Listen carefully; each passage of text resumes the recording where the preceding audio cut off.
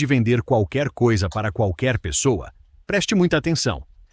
O que você vai aprender a seguir não é mágica, é um sistema comprovado que pode mudar sua vida para sempre. Seja bem-vindo ao canal Refúgio Intelectual, o seu atalho para o conhecimento. Neste vídeo, vamos fazer o áudio resumo, capítulo por capítulo, do livro Como Vender Qualquer Coisa a Qualquer Um, de Joe Girard. Mas, antes de começarmos, não se esqueça de curtir e se inscrever no canal para não perder nenhum novo resumo. Se gostar do conteúdo, recomendamos que você adquira e leia o livro completo. Assim, você aprofunda ainda mais seu conhecimento sobre o assunto e ainda apoia o nosso canal. Acesse o link direto na descrição do vídeo. Agora, sem mais enrolação, vamos ao livro. Joe Girard não nasceu um vendedor nato. Ele foi forjado na dificuldade. Nascido em uma área pobre de Detroit, filho de um imigrante siciliano que o abusava física e verbalmente, Joe cresceu acreditando que era um fracassado. Antes de encontrar seu caminho nas vendas, ele foi expulso do ensino médio, demitido de mais de 40 empregos, falhou como construtor civil e chegou a ter dívidas praticamente impagáveis. Mas foi justamente o desespero de não ter comida para sua família que o empurrou para vender carros, onde ele transformou sua necessidade de sobrevivência em uma carreira lendária. O livro Como Vender Qualquer Coisa a Qualquer Um foi escrito para preencher uma lacuna deixada por especialistas que nunca venderam nada na vida real. A obra se destaca por ser um relato trincheira, escrito por alguém que vendia barriga com barriga todos os dias. A relevância deste livro perdura porque Girard não oferece truques mágicos ou pensamento positivo abstrato, mas sim um sistema prático e auditado que funciona tanto em tempos de bonança quanto em recessões econômicas. Capítulo 1. Introdução. O capítulo abre desafiando a indústria de livros de vendas. Girard aponta que a maioria dos livros promete segredos e mágica, ensinando o leitor a se hipnotizar com frases positivas no espelho, mas falha em entregar resultados porque são escritos por promotores ou teóricos que nunca dependeram de vendas para sobreviver. O autor estabelece uma conexão imediata com o leitor ao validar a sensação intuitiva de que falta algo nessas literaturas, a experiência real do dia a dia, das frustrações e da necessidade de colocar comida na mesa. Para diferenciar sua abordagem da teoria pura, Girard apresenta seus próprios números como prova irrefutável de sua metodologia. Ele cita que, após um começo modesto, tornou-se o vendedor número 1 do mundo, vendendo 425 carros em um único ano, 1973, uma média de 6 vendas por dia. Ele usa a auditoria da Deloitte & Touche e seu registro no Guinness para provar que não é apenas conversa, mas alguém que vivenciou a realidade do leitor e venceu. Ele introduz a metáfora do seu sistema como uma agricultura, onde se planta sementes o tempo todo para colher o ano inteiro, garantindo que o sucesso não seja sorte, mas método. Neste capítulo de introdução, a ideia do autor é desmistificar a venda como um talento inato ou um truque psicológico complexo. Girard ensina que a venda é uma profissão que exige habilidades, ferramentas e prática, não apenas atitude positiva. Ele quer que o leitor entenda que, se um perdedor, declarado por 35 anos, pôde se tornar o maior do mundo, o leitor também pode, desde que esteja disposto a abandonar teorias ineficazes e adotar um sistema de trabalho contínuo, onde a venda não termina quando o cliente sai, mas é um ciclo perpétuo de plantio e colheita.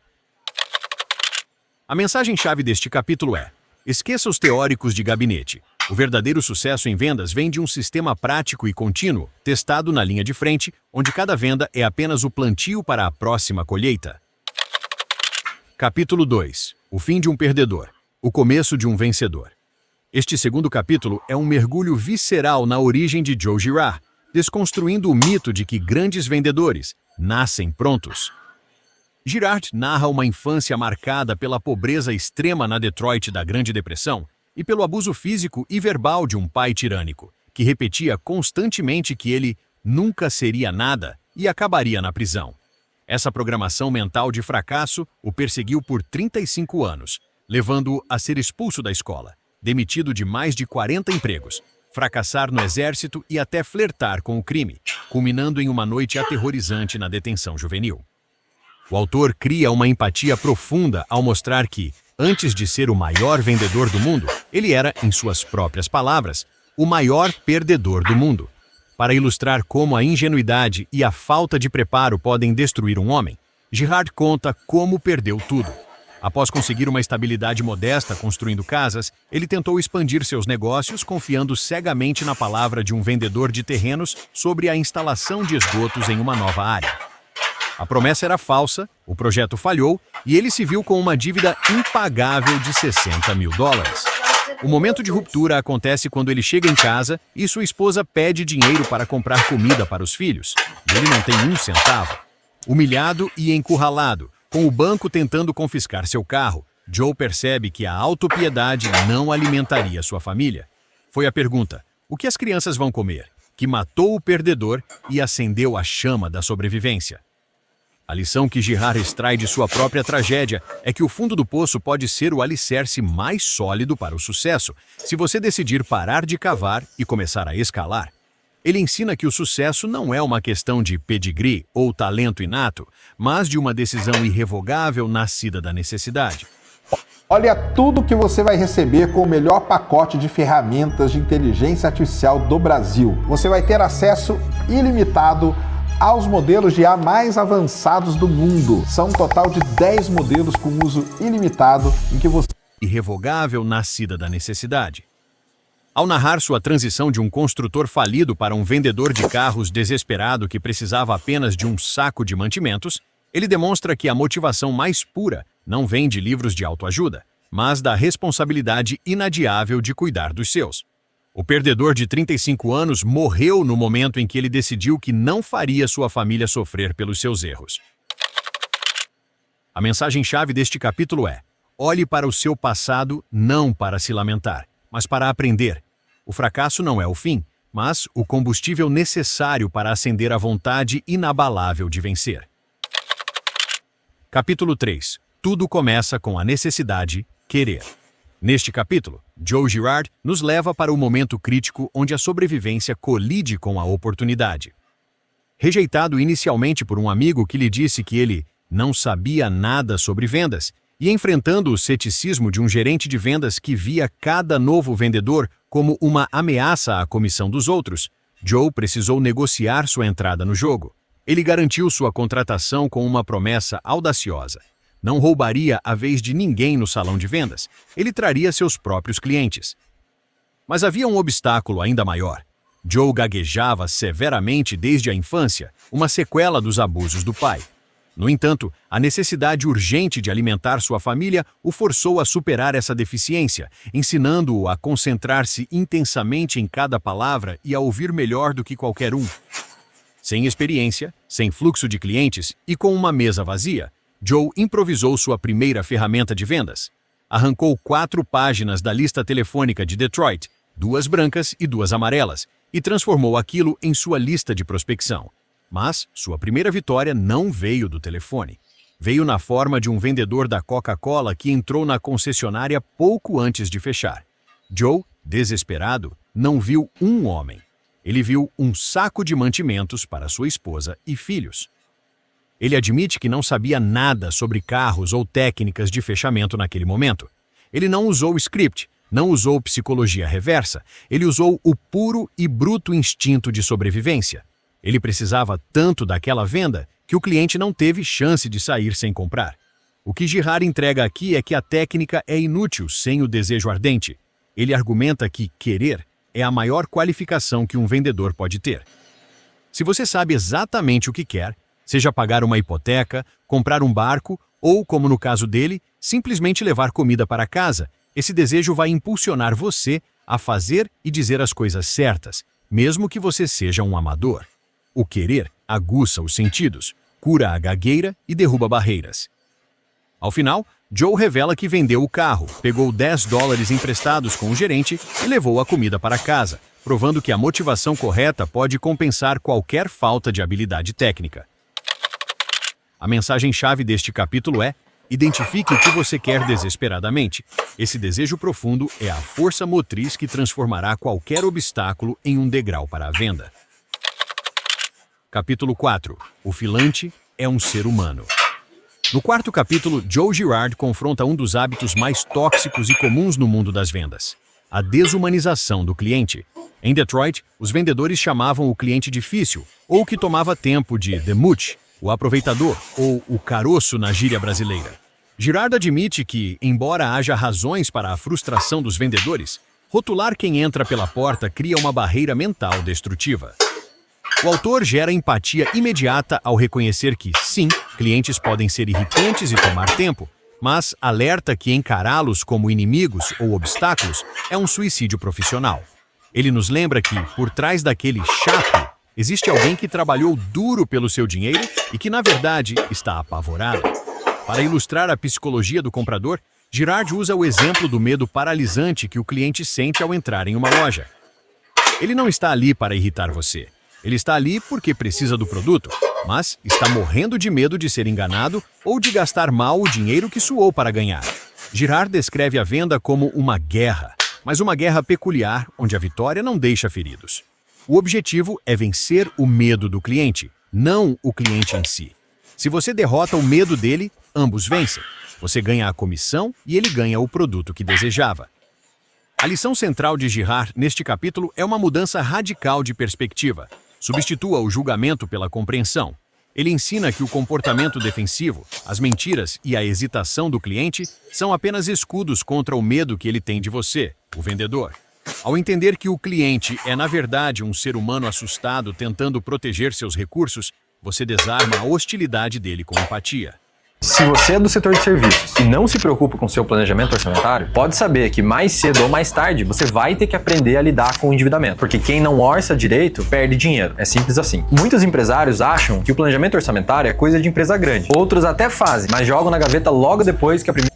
Humano assustado tentando proteger seus recursos, você desarma a hostilidade dele com empatia.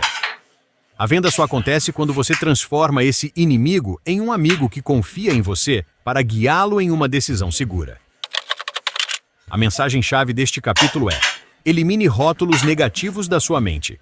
Você jamais conseguirá vender para um aproveitador. Você só consegue vender para outro ser humano quando conquista a confiança dele. Capítulo 5. A Lei de Girard dos 250. Neste próximo capítulo, Joe Girard introduz uma perspectiva matemática e assustadora sobre o impacto de cada interação com um cliente. Ele começa estabelecendo que, independentemente de como o vendedor se sinta ou de quão bem-sucedido ele seja, ele nunca pode se dar ao luxo de tratar mal alguém. O problema central abordado é a tendência dos vendedores de subestimar o poder de fogo de um único indivíduo irritado ou insatisfeito. Girard alerta que encarar clientes como meras interrupções ou chatos não é apenas rude, é um erro de cálculo financeiro que pode destruir uma carreira. Para explicar a origem de sua famosa lei, Girard narra uma experiência pessoal curiosa. Durante um funeral católico, ele perguntou ao agente funerário como ele sabia quantos cartões de missa imprimir para os visitantes. A resposta foi reveladora. A média de comparecimento era de 250 pessoas. Mais tarde, um diretor de funerais protestante e um dono de buffet de casamentos confirmaram o mesmo número mágico. A média de convidados para funerais e casamentos é de 250 pessoas. A partir disso, Girard formulou sua lei. Cada pessoa que você atende tem, em sua esfera de influência direta, cerca de 250 pessoas importantes o suficiente para serem convidadas para os eventos mais cruciais de sua vida. A lição que Girard imprime aqui é sobre a multiplicação exponencial da reputação. Ele demonstra matematicamente que, se você irritar apenas 2 pessoas por semana, não está perdendo apenas 2 clientes. Está, ao final de um ano, potencialmente alienando 5.000 pessoas. A ideia central é que você não pode se dar ao luxo de ter um único inimigo, pois as pessoas conversam, pedem conselhos e compartilham experiências ruins. Portanto, tratar cada cliente difícil com respeito total não é uma questão de sentimentalismo, mas de sobrevivência e inteligência comercial. A mensagem-chave deste capítulo é: nunca veja um cliente como apenas uma pessoa. Enxergue-o sempre como a porta de entrada para outras 250. E lembre-se de que fechar essa porta com hostilidade pode custar uma multidão de vendas futuras. Capítulo 6. Não entre para o clube. Aqui, Joe Girard identifica uma armadilha sedutora e fatal que aguarda todo vendedor: o clube ou a roda de conversa, que ele chama de dope ring ou bull ring. O capítulo aborda o hábito destrutivo dos vendedores de se aglomerarem para discutir assuntos irrelevantes, o jogo de ontem, as reclamações sobre a esposa ou fofocas do escritório, em vez de trabalhar. Girard descreve como, todas as manhãs, essa confraria decide onde almoçar, tira cara ou coroa para ver quem paga o café e desperdiça horas preciosas reclamando da gerência ou trocando histórias que não geram um centavo. Ele cria empatia ao lembrar que todo vendedor novo começa produtivo, porque, sentindo-se solitário, ocupa-se trabalhando, mas, assim que entra para o clube e começa a socializar, seus números despencam. Para ilustrar o preço de rejeitar a mediocridade, Girard compartilha uma experiência brutal. Em seu primeiro emprego como vendedor, ele foi tão produtivo, vendendo 18 carros no segundo mês, enquanto os veteranos vendiam muito menos, que os outros vendedores se revoltaram, acusando-o de roubar clientes. O resultado?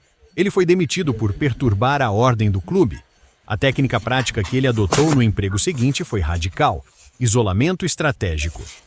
Girard parou de almoçar com colegas, pois percebeu que almoçar com perdedores o ensinaria a perder. Em vez disso, ele usava o tempo que os outros gastavam jogando conversa fora para enviar correspondências ou fazer ligações, operando sob a filosofia de criar tantas oportunidades que, estatisticamente, algumas teriam que virar vendas. A ideia central de Girard é que a socialização no ambiente de vendas é inimiga da prosperidade. Ele ensina que o clube serve apenas para validar desculpas e compartilhar negatividade. Se você está ouvindo a piada de um colega, você não está prospectando. O autor enfatiza que o verdadeiro profissional deve tratar seus colegas com educação, mas nunca como parceiros de tempo livre. O tempo gasto no clube é tempo roubado da construção do seu próprio negócio. Para ter resultados extraordinários, você deve estar disposto a ser um estranho no ninho, alguém que troca a aprovação social dos colegas pela aprovação financeira e pelo sucesso. A mensagem-chave deste capítulo é: recuse-se terminantemente a participar das fofocas e pausas improdutivas dos colegas. A solidão no ambiente de trabalho é o preço que se paga para construir uma fortuna, enquanto os outros apenas reclamam da vida. Capítulo 7. O que você faz depois de vender para o seu tio Harry? Joe Girard aborda neste capítulo o momento de pânico que atinge todo vendedor novato. O dia em que a lista de amigos, parentes e conhecidos, o tal tio Harry, se esgota.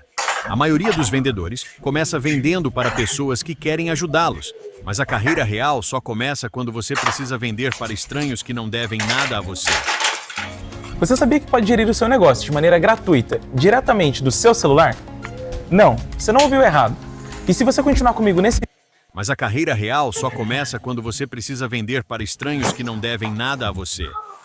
Girard toca na ferida da inércia, criticando os vendedores que ficam parados no salão esperando a vez de atender alguém que entra pela porta, deixando seu destino financeiro nas mãos da sorte ou do tráfego da loja. Para ilustrar como criar oportunidades do nada, Girard compartilha uma técnica de guerrilha que usou quando não tinha clientes. Ele arrancou 4 páginas da lista telefônica de Detroit, 2 brancas e 2 amarelas, e começou a ligar a frio. Ele descreve um roteiro audacioso. Ligava para um número aleatório, Sra. Kowalski, e dizia: "Só queria avisar que o carro que a senhora encomendou está pronto." Quando ela respondia confusa que não havia comprado carro nenhum, ele usava isso como gancho para manter a conversa. Perguntar se estavam no mercado para um carro novo, descobrir quando o marido chegava e qual carro dirigiam atualmente. Com essa espionagem, ele transformava um número frio em um lead qualificado, anotando tudo para atacar no momento certo. A grande lição de Girard é que a prospecção deve ser um processo ativo e criativo de preencher os assentos da roda gigante, uma metáfora para o ciclo de vendas. Ele ensina que o telefone e a coleta de informações são as armas mais poderosas do vendedor. Não basta ligar. Você precisa extrair dados, onde a pessoa trabalha, o que dirige, quantos filhos tem. Girard enfatiza que, mesmo que a pessoa não compre hoje, se você capturar a informação de que ela precisará de um carro em 6 meses, você já garantiu uma venda futura. O sucesso vem de criar um banco de dados próprio, independente do fluxo da loja. A mensagem-chave deste capítulo é: não espere o cliente entrar pela porta. Use o telefone como uma ferramenta de espionagem para descobrir as necessidades das pessoas e construa seu próprio estoque de clientes futuros antes que eles sequer saibam que querem comprar. Capítulo 8. Encha os assentos da roda gigante. Neste capítulo 8º, Joe Girard nos apresenta uma das analogias mais visuais e poderosas de sua metodologia: a venda como uma roda gigante. O problema de muitos vendedores é que eles veem a venda como uma linha reta com fim, mas Girard ensina que ela deve ser um ciclo perpétuo. Ele pede para imaginarmos uma roda gigante onde o operador está constantemente preenchendo os assentos vazios. À medida que a roda gira, alguns passageiros, clientes que compraram, descem, deixando assentos vagos que precisam ser imediatamente ocupados por novos prospectos. O autor cria uma sensação de urgência e movimento constante, alertando que se você parar de colocar gente nova na roda, em breve estará girando no vazio, sem ninguém para colher no final do ciclo. Para ilustrar como manter essa roda sempre cheia, Girard retoma o exemplo de Steve Kowalski, o contato feito por telefone no capítulo anterior. Ele não é apenas um nome, ele é um passageiro travado em um assento específico da roda, pois Girard sabe exatamente quando ele precisará de um novo carro. Mas o autor vai além e sugere uma técnica prática e surpreendente para encontrar novos passageiros: olhar para quem você paga. Ele recomenda que você verifique seus arquivos de contas pessoais, o açougueiro, o barbeiro, o dono do posto de gasolina, e garanta que todos eles saibam o que você vende. A lógica é implacável. Se você contribui para o sustento deles, eles são os candidatos mais naturais para contribuir com o seu, preenchendo os assentos da sua roda gigante. A ideia central que Girard quer imprimir é a de que a prospecção deve ser um hábito onipresente, não uma tarefa isolada.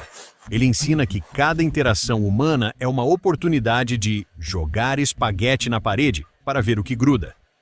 O objetivo não é apenas vender agora, mas garantir que, quando qualquer pessoa do seu círculo, ou do círculo deles, precisar do seu produto, seu nome seja o primeiro a surgir. Ele desafia o leitor a sair da passividade e transformar cada pessoa que cruza seu caminho, seja em um evento social ou pagando uma conta, em um passageiro em potencial, garantindo que o fluxo de oportunidades nunca seque. A mensagem-chave deste capítulo é: nunca permita que sua roda gigante pare ou gire vazia. Transforme todos que você conhece e todos a quem você paga em prospectos, garantindo que para cada cliente que desce, compra, um novo já esteja subindo. Capítulo 9. A caixa de ferramentas de Girard. No 9º capítulo, Joe Girard abre sua caixa de ferramentas e revela que o sucesso não é abstrato, mas construído com equipamentos tangíveis e organizados. Ele apresenta seus instrumentos de batalha: o telefone, um sistema de arquivos meticuloso, o correio, seus cartões de visita e seus perdigueiros, Bird Dogs. O autor enfatiza que a memória é falha e que um vendedor sem um sistema de registro é um amador perdido. A maquininha da Infinity Pay está de R$ 958,80 por R$ 199. Pix com taxa zero e taxas a partir de 0,75% no débito. Receba tudo em um dia útil e aproveite o frete grátis. Peça já a sua!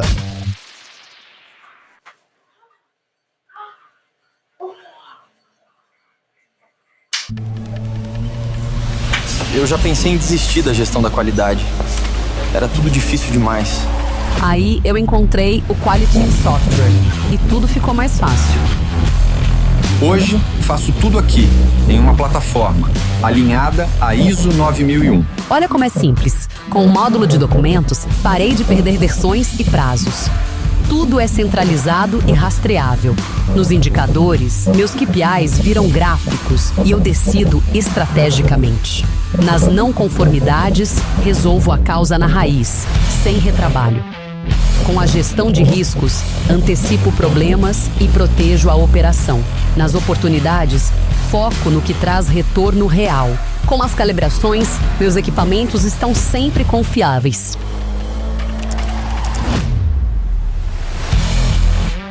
Nas auditorias, planejo com menos burocracia e mais agilidade. E com a gestão de fornecedores, garanto qualidade de ponta a ponta. 8 módulos integráveis e que um vendedor sem um sistema de registro é um amador perdido. Ele descreve seus arquivos de clientes como seu bem mais precioso, guardados em cofres à prova de fogo, como se fossem joias da coroa, contendo não apenas nomes, mas a vida dos clientes, filhos, hobbies e aniversários, municiando-o para criar conexões emocionais reais, não apenas transações. Para ilustrar a onipresença necessária ao vendedor, Girard detalha sua estratégia agressiva com cartões de visita. Ele não usa cartões genéricos da empresa. Ele investe em cartões distintos com sua foto, garantindo que ninguém o esqueça. Sua técnica é de saturação total. Ele deixa cartões junto com gorjetas generosas em restaurantes, transformando garçons em divulgadores, e chega ao extremo de jogar punhados de cartões para o alto em estádios de futebol durante a comemoração de um touchdown. A lógica é simples e implacável. Onde há pessoas, há prospectos, e se você não está se anunciando a cada oportunidade, está invisível. A ideia que Girard martela neste capítulo é a da visibilidade intencional. Ele ensina que vender é um jogo de espionagem e presença. Suas ferramentas servem a um único propósito: garantir que, quando alguém pensar em comprar o que você vende, seu rosto e seu nome sejam a única opção mental disponível. Ele desmistifica a sorte, mostrando que ela é, na verdade, o resultado da aplicação constante dessas ferramentas, enviando cartões personalizados, mantendo contato por correio e garantindo que cada ser humano que cruza seu caminho saiba exatamente o que ele faz para viver. A mensagem-chave deste capítulo é: transforme-se em uma marca onipresente. Use suas ferramentas, arquivos, correio e cartões para garantir que ninguém em seu mundo jamais esqueça quem você é e o que você vende. Capítulo 10. Fazendo eles lerem a correspondência. Joe Girard confronta uma realidade brutal do marketing moderno, a onipresença da junk mail, correspondência lixo. Ele observa que em muitos prédios de apartamentos existem latas de lixo estrategicamente colocadas ao lado das caixas de correio, onde anúncios são descartados sem sequer serem abertos. O autor redefine a velha regra de vendas que dizia: envie correio e você terá negócios, para envie correio e garanta que seja lido. Girard cria uma conexão com o leitor ao evocar a cena doméstica universal. Quando alguém chega em casa, a primeira pergunta quase sempre é: tem correio? Isso prova que as pessoas desejam receber notícias, mas elas querem algo que valha a pena olhar, não o lixo que é jogado fora imediatamente. Para vencer a barreira do descarte, Girard revela sua técnica de guerrilha postal. Ele envia 12 correspondências por ano para sua lista, mas com um toque de gênio. Cada envelope tem uma cor e formato diferentes, e nunca traz o nome da concessionária no lado de fora, despertando a curiosidade pura. O conteúdo não é uma oferta de promoção imperdível, mas uma mensagem suave como "Feliz Ano Novo, eu gosto de você", assinada por ele. Ele também evita estrategicamente os dias 1 e 15 do mês, dias de contas, garantindo que sua mensagem chegue como um respiro agradável em meio a cobranças, transformando seu nome em uma presença familiar e bem-vinda em cada lar. A lição que Girard transmite aqui é sobre a humanização da persistência. Ele ensina que o correio não deve ser usado apenas para vender produtos, mas para vender o vendedor como um amigo constante. Ao investir tempo e dinheiro para enviar mensagens personalizadas e disfarçadas de correspondência pessoal, você cria uma alavancagem emocional poderosa. O objetivo é que, ao longo do ano, o cliente veja seu nome tantas vezes associado a sentimentos positivos que, quando a necessidade de compra surgir, para ele ou conhecidos, seu nome seja a resposta automática e inevitável, gravada na mente dele não por pressão, mas por presença. A